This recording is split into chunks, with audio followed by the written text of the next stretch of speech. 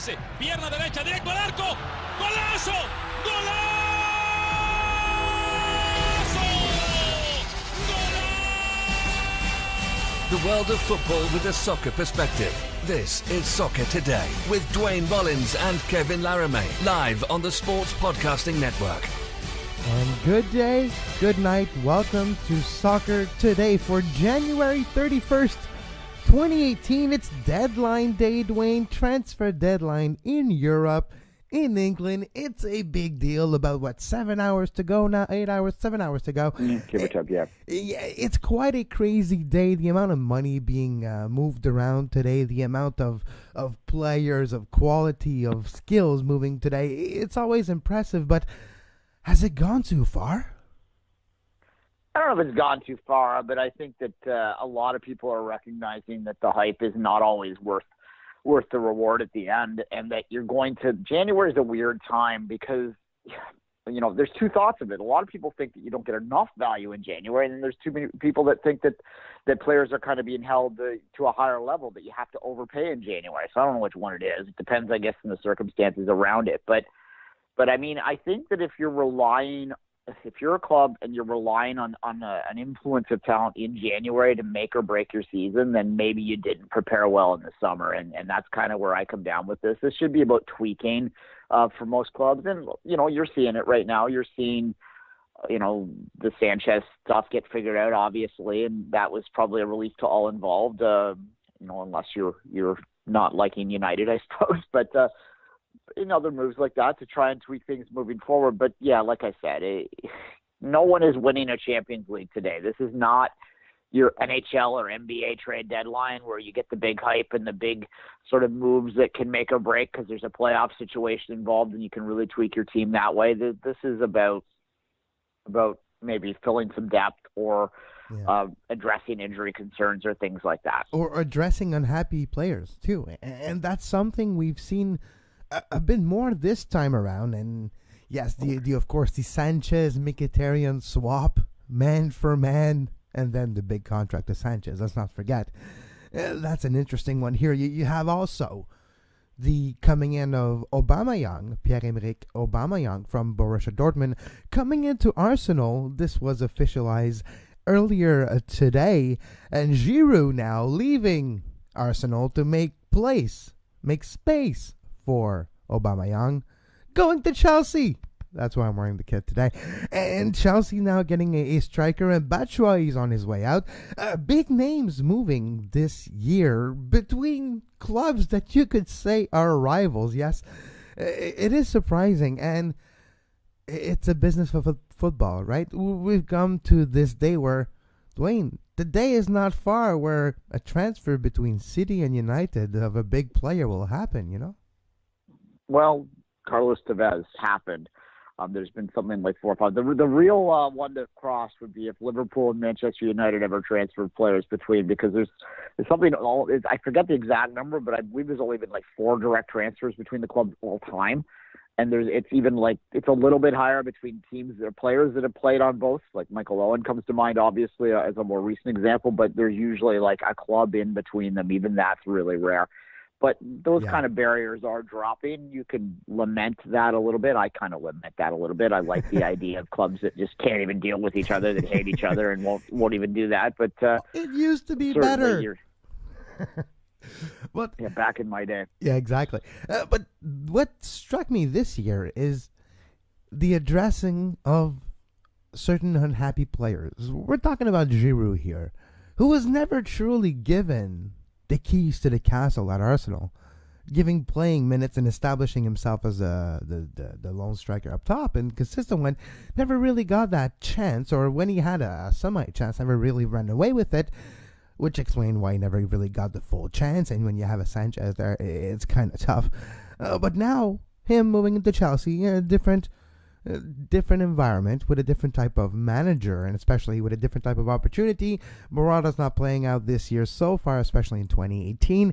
You're looking at Batshuayi that never really fit into the system of a Conte. So now Giroud is kind of like a new beginning, maybe to respark his chances for Russia this summer with the French national team. He's been on the French lately, so that could happen. It's like another opportunity. Mickey same. He was a bit on the outs at Manchester United, now going to Arsenal and having maybe more of a role that is important with the club. And Aubameyang, which yes, he is a great player, but at Borussia he was on the outs lately, not necessarily happy with his contract condition and not happy with how he was managed. He was not necessarily getting along with the coach.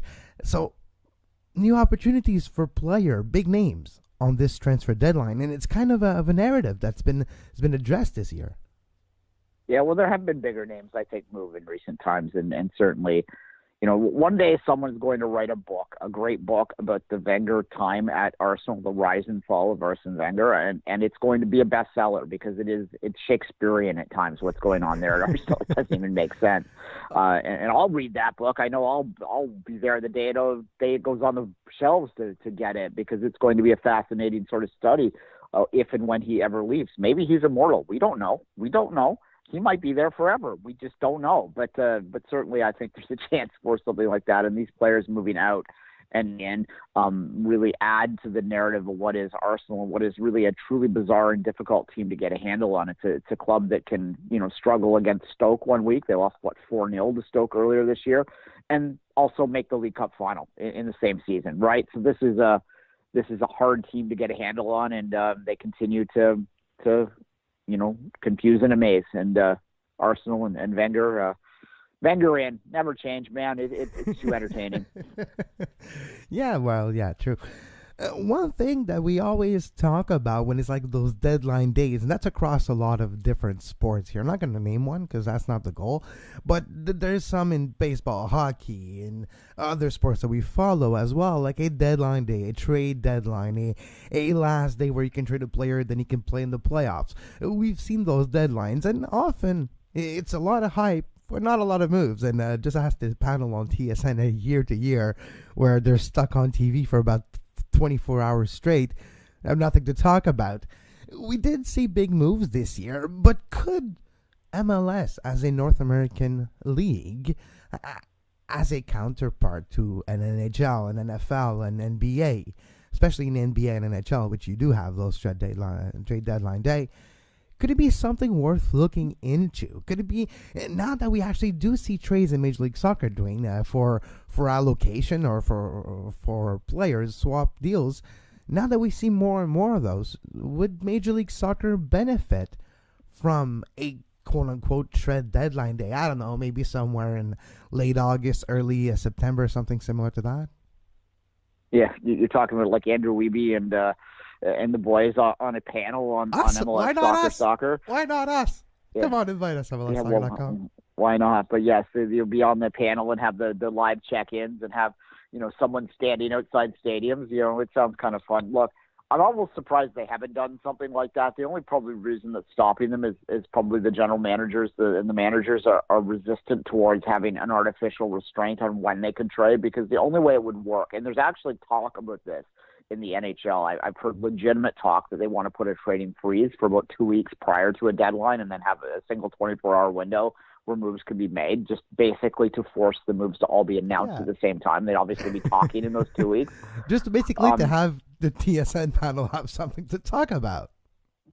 Yeah, and look, I remember back in the day when I was in university, so we're going back a few years now, where we'd skip school, which we didn't really need a lot of excuse to skip class. I'm not going to kid yourself. I wasn't the most diligent student that way. Go figure. But we would all grab a couple, Diet Pepsis and sit on our couch all day and watch the trade deadlines roll in. And it was fun back then, and there were a lot of bigger trades. But as the years have gone by, and I don't mean to make this about hockey, but this is the problem that you'd have also if you MLS try to do this, is that these trades get announced earlier and earlier because the clubs the teams want to get their stuff in order, right? Yeah, and get an advantage. So, if everybody's dealing with each other, the price kind of goes up.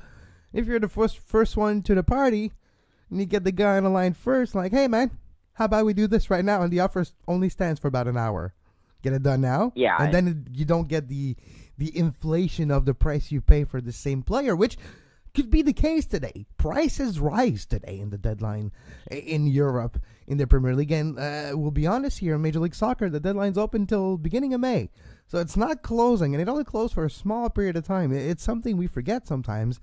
Major League Soccer transfer window is open. This one is open till beginning of May. Around the 6th, 7th, or 8th. I think it's the 8th, depending on the year. But that's when it closes. So it's still open for Major League Soccer teams to get new players for a long time. But in Europe today, the prices are rising because if you have example, an injury, let's just take Man City as an example right now. Sané is gone for 6 to 8 weeks. And there was talks about Riyad Mahrez. And there was bids by Manchester City to Leicester for Riyad Mahrez. But Leicester's price is going up today because the necessity of signing Mahrez is higher for City than the necessity of getting rid of Mahrez for Leicester. Prices go up, offer and demand, right? The first price that Leicester gave them was £90 million, which is outrageous, right? Mahrez is a decent player, but I don't know if he's a $90 million player. Now there's talk of a $65 million plus a player move, and that Leicester is quote seriously considering it. So we'll see. There's 7 hours to go in this. This is not done yet, and if it's going to happen, I suspect this will be announced around 3 or 4 this afternoon when the things are closing. And keep in mind, City's in Champions League today too, so they might be a little bit more inspired to get any deals done to not have a distraction when they're playing Basel, But nonetheless, the prices go insane. And look, that's the thing too, is that these clubs like Leicester, which Leicester is not a poor club. Let's get that out of our head. No, this is they're in like the world a context. 8, 9 in the wealth table in the Premier League. They'll be what, 8, 7, 8 around that mid-table, a little higher than mid-table. Yeah, they're a well-off club. In the world context, they're a very well-off club, but they're not Manchester City well off, so they can go, well, you want this guy, then you're going to pay us for it. And look, I don't blame Leicester for stuff like that. And I also don't blame City as a City supporter, even for saying no to some orders like that. You know what? We're rich, but we're not stupid. And people can argue that one way or the other because they'll probably well end up paying a price down the price because, Sané has been a very valuable player for the system that they play, and they're going into a very busy and important part of their schedule. The League Cup finals in a few weeks. They have the Champions League fixtures over the next 3 weeks they have to get dealt with as well. They want to hold on to that 12-point lead. This is an important part of the season. They have a lot of tough games coming up, but they don't want to have, feel that they're losing a key component. Now, they also have a lot of depth, so maybe they can afford not to, but the Leicester saw Sané get kicked, against Cardiff on Saturday, right? And they probably were licking their lips as they were watching every kick hit the back of his leg, and that is something that maybe we need to talk about a little bit more down the line. But I'm sick of complaining about referees and their inability to protect star players. But we have VAR. Okay, not in Premier League, but VAR has been a topic of conversation lately in the last few days, at least in England, where. It's use in the FA Cup last weekend. It's maybe overuse in the FA Cup last weekend, but we'll keep the VAR or video review as it is becoming to be known now in North America another day. The other part of deadline day that really fascinates me, it's like right now there's a player in Anderlecht, and I'm not even going to try to name it to pronounce his last name because I'm going to fail very, very, very badly. But example, he was training in the first session this morning, and morning Europe time, and go to the training center, take a shower, have lunch. Oh, phone rings. Dude, you're not taking part in the second session. You're going home, pack your stuff, and you're probably going to leave for somewhere else. That uncertainty that we see on transfer deadline days for the players, how nerve-wracking is it, in your opinion, Duane? I know it's different in soccer because you kind of have your say in it, but still, a little more control. Yeah, you have more control, but you still can be blindsided by an offer, or a player can blindside a club with a last-minute request, and that uncertainty, that nervousness, anxiousness in your mind when you have to play a game today. If you're a player in Manchester City or another big club in England. Is it something tangible? Is it impedable in your performance the week of transfer deadline in your mind? Yeah, I mean, they're human beings. And I mean, look, I think that we're talking about the North American context, there's a difference between having to, uproot yourself from, say, Nashville to Minneapolis or something like that. And that's a challenge for sure. If you have kids, you have to change schools. If you have a spouse that works, then their job's up in the air. You probably own a house. There's a lot of things you have to deal with that when you're moving to cities. But when you're talking about international footballers, you're talking about moving from Belgium to England or from Russia to Cyprus. I don't know. That'd be a weird transfer, but nonetheless, you're dealing with international transfer certificates and moving to countries, and that's other than Canada, the U.S., which have very similarities in terms of culture and there's differences between Canada and the U.S. But when you're in a North American sport context, the worst you're going to have to deal with is maybe you're going to have to learn the metric system a little bit. That's not that tough, right? so it's a different adjustment. It's really not that tough, guys. Just multiple by tens anyway. Alas. It just makes more sense, but sure. it's just more like refined. But anyways, we're not here to debate metric versus English or old system. But it's fascinating. There's a lot of fascinating aspect of deadline day, and we'll keep an eye on our Twitter feeds as well. If there's anything big that concerns Major League Soccer, I doubt it, but it could happen today, or it could happen in the next few days. We'll keep an eye. You can follow Duane on Twitter at 24th Minute, and myself, as always, at Kev Laramee. We will be right back. You are listening to Soccer Today. Follow us on Twitter at Soccer Today SPN and like our Facebook page, facebook.com/Sports Podcasting Network. You can find the podcast version of all the shows we do on iTunes, Apple Podcast, Google Play Store, TuneIn Radio, iHeartRadio, and anywhere you get your podcast.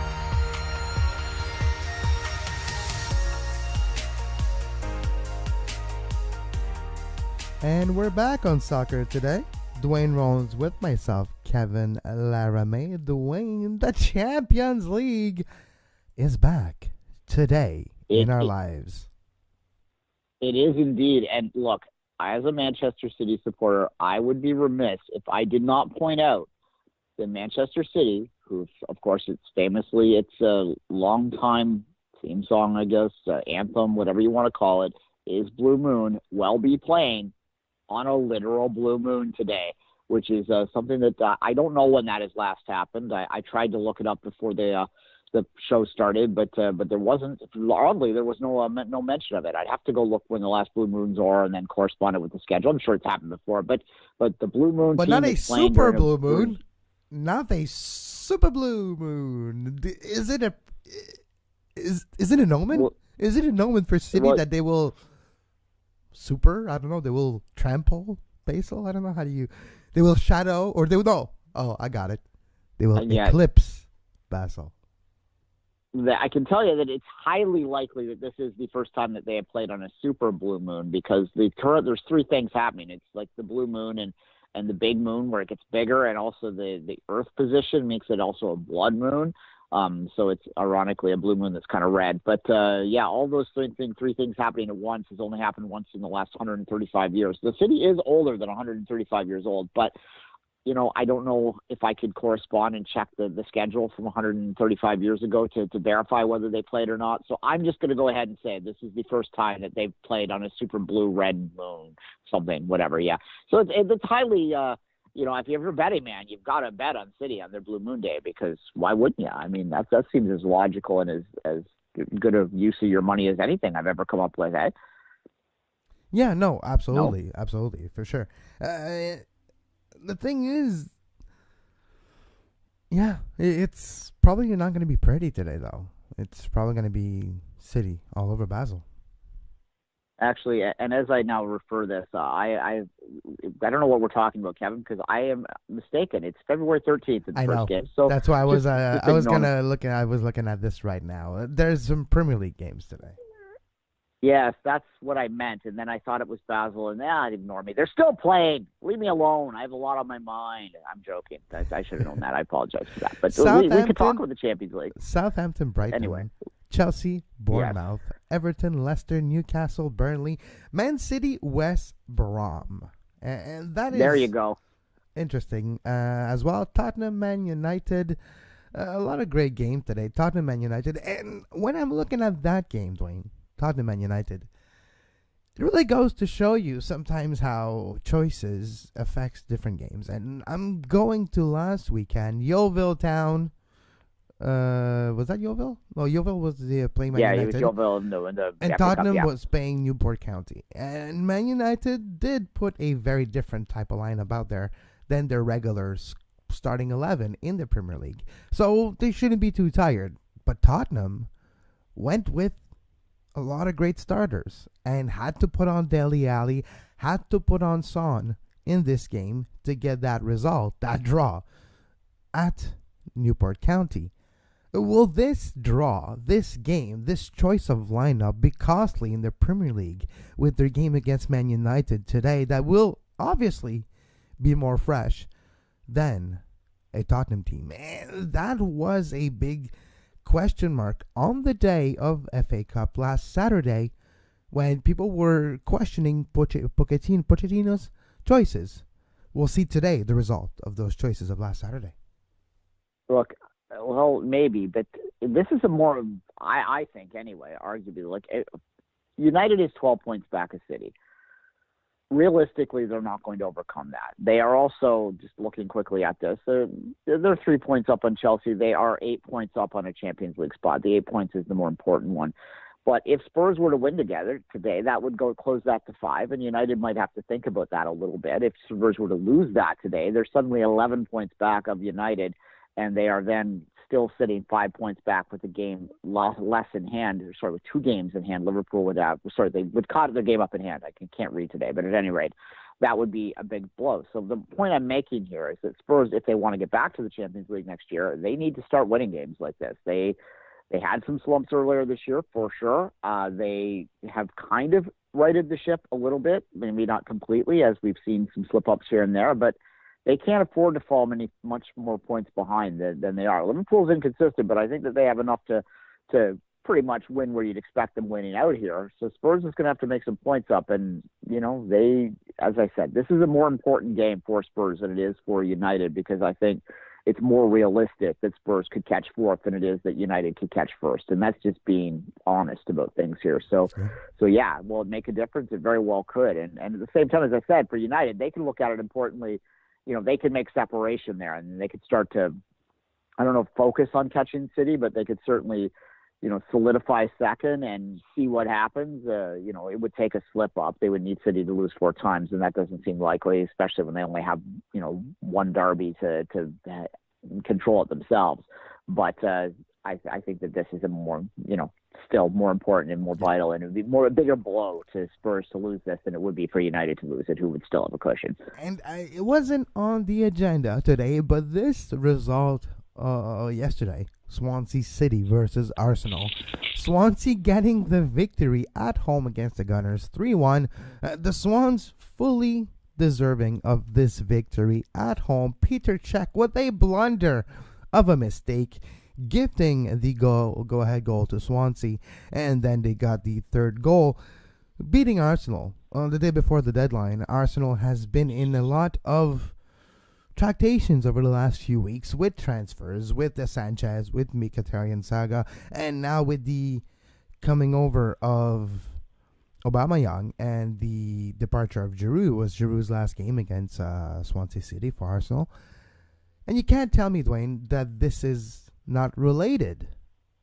You play before the deadline and you lose to Swansea, the worst team in the Premier League this year so far, dead last on the table. You lose to them. Yeah, there is a correlation between the deadline day drama and this result. Well, yeah, I mean, you'd have to look at it that way too. And more importantly, though, you look at the table right now. Let's just go from 9th place down. This is how ridiculous the table is this year. You have Everton at 9th on 28 points. West Ham 10th, 27. Watford, 26. Crystal Palace, 26. Bournemouth, 25. Huddersfield, 24. Newcastle, 23. Brighton, 23. Swansea, 23. Stoke, 23. Southampton, 22. West Brom, 20. This is incredibly tight for those final 3 relegation spots. And no one, even up as far as Everton, as I said, which is currently top half of the table, only, 5 points back, or 5 points ahead. That's nothing. Every single point matters. Yeah, Every single point matters, and it's very fascinating. So that will be interesting to follow today on the Premier League side. One news that maybe didn't get the attention it deserved came out late last night and early today. It was just announced. It's in discussion right now between Major League Soccer and Liga MX, which is the first division of soccer in Mexico, the two biggest leagues in North America, the two only leagues in North America, if you just count Canada, Mexico, and the United States. Well, Duane, apparently there's a Super Cup in the discussion. Maybe a cup between those two leagues in September, in the middle of the season and the playoff race for Major League Soccer. That's a good idea, right? Yeah, it's just throw another fixture in there for giggles. Look, I know there are a lot of people out there that want to facilitate matchups between Liga MX and MLS whenever they can. And I get it. In the Champions League, it can be fascinating, although I think it's a one-way fascination because Liga MX, what do they have to gain out of this? They always win. I mean, they really can only lose. So it's a matter of them, figuring their resources out. And do they want to drag their butts up to Toronto in between their seasons when they're, I guess maybe it makes some sense for them and they can get some money at MLS for it, but this it'd be TFC that would be playing, and the game would happen in September. There's a couple weeks that they point off. It'd be almost likely to be midweek. But I don't know. I just don't find it as fascinating as I want. It just seems to me like another thing I'm going to have to pay for, and I wouldn't pay for it. I would just go on my press pass because that would just be, I'm not going to pay extra money for a game that doesn't mean anything. It ultimately is a friendly. I'm sure there would be a shiny trophy they would give, and TFC could claim it, they could claim it as another trophy in their trophy case if they want, but if they were to win it.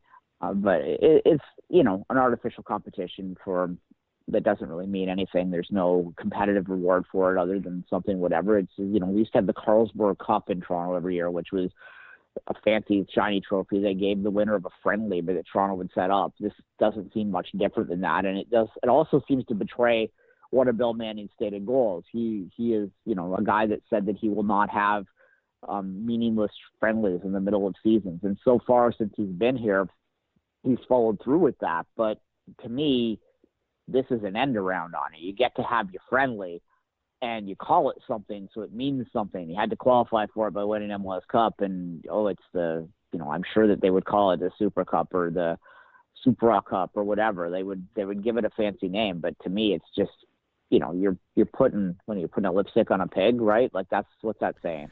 That's kind of what you're doing here. Yeah, you can dress it up as much as you want, but it's still what it is. That's Easter dinner. Yeah, exactly. It's still a nice looking ham, and the ham looks about damn good right about now at 11:30 in the morning. Put some cheese on it, a little bit of egg, and give me a croissant. And Duane, we got ourselves a breakfast sandwich. Yeah, I think I'm going to go get breakfast after this. There's a nice little place around the corner. Sunshine Grill. I give it a high mark. Sunshine Grill. I get a nice little scrambled egg meal there for $7. I think I might do that as soon as I get off the phone from you, Kevin. Not bad at all. Speaking of high marks, you like the show? You like what we do? Well, follow us, first of all, on Twitter at 24th Minute for Duane, at Kev Laramee for myself. And as well, the other way to support us is, yes, share the show. Let us know when you like it. Comment, review on YouTube, iTunes, Apple Podcasts, Google Play Store, wherever you get your podcasts. But as well, you can support us financially. You can help us, Duane and I, to achieve more, to make sure that our time spent in the research, obviously today failed in the Champions League research. I read it wrong, okay? But to make sure that doesn't happen too often, patreon.com/sportspodcastingnetwork. With your help, we can do even more. With your help, we can justify the amount of time and the amount of sacrifices that Duane and I have to do over the years, and it help us. And by the way, whoever wrote me into Football Manager, I deeply thank you. I was surprised by this a few days ago. I received a message from a listener saying, "Hey man, do you know that you are on Football Manager and that the network is on Football Manager too?" I was like, what? This vindicates all my life choices. Thank you so much. There you go. All right, quickly, I did want to give a congratulations to Mark Anthony Kaye, who seems to have signed a contract with LAFC, Kevin, before we say goodbye of the day. And to remind listeners that we are now a week away from the Five Rings Olympic coverage, which will go daily during the games. Soccer Today will probably only go, we won't completely ignore it, but I suspect what we'll do is we'll kind of go back to the once every few days scheduled during the... Yeah, we'll probably do once every few days for Soccer Today. It will be a mostly Five Rings dedicated period of time just because of the Olympics and how the timing, the 14 hours difference, will be able for us to wake up, absorb the Olympics, and then talk about it and end the day. And we will, of course, be there. If there's anything happening on the soccer side that deserves breaking news show, we will be there. We will do those, and we will keep an eye. But the dedication of going daily for Soccer Today during the Olympics might be just once every few days, twice, 3 times a week, depending on the necessity. But Five Rings will be our priority during the 9th and the 25th of February. Okay, and on that note, Kevin, as always, I'll let you say goodbye so that I can keep prepping for the Olympics. Patreon.com/Sports Podcasting Network. As always, on demand Sports Podcasting Network. And until tomorrow for Five Rings, for Kevin Laramee, that's me. Duane Rollins, that's him. Have a good soccer. You can find the podcast version of all the shows we do on iTunes, Apple Podcast, Google Play Store, TuneIn Radio, iHeartRadio, and anywhere you get your podcast.